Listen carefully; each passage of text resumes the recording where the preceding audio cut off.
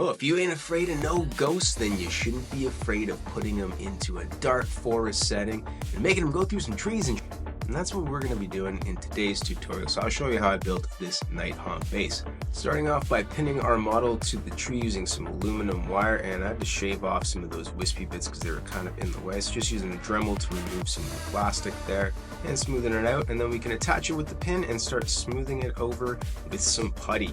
Now here I'm using Magic Sculpt mixed with a little bit of green stuff just to give it some elasticity and make it stick to that wire better so I get a better connection to the tree. And in some cases you can see I'm using my finger to blend and shape the putty, and then I'm going to be switching over to the clay shapers, which have these flexible silicone tips that glide along that epoxy surface quite nicely, especially if you use a bit of water. It can be a very helpful tool.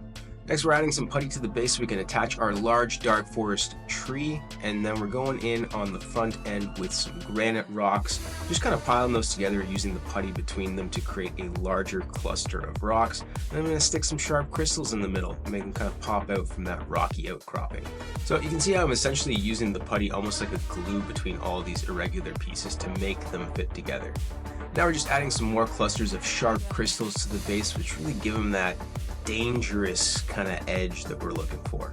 Then we're piling on some granite rocks in the front here, followed by some ferns, because this is a forest after all, so we're going to need to suggest some foliage. And so we'll do some ground cover pieces as well and cluster them together next to this rocky outcropping. How to add some texture paint. So you may be a little bit worried about getting it in between all of these parts, and how do you not get texture paint on the bits? Don't worry too much about it. If you end up getting some on top of the bits, you can just dip your brush in water and clean them off afterwards. And boom! All done and looking spooky. Now you can see that I actually made a few little changes here. I went back and added some of those candles as well as the gravestone, which I think add a nice thematic touch to this, along with the pop and color from those crystals and that wispy effect emerging from the tree.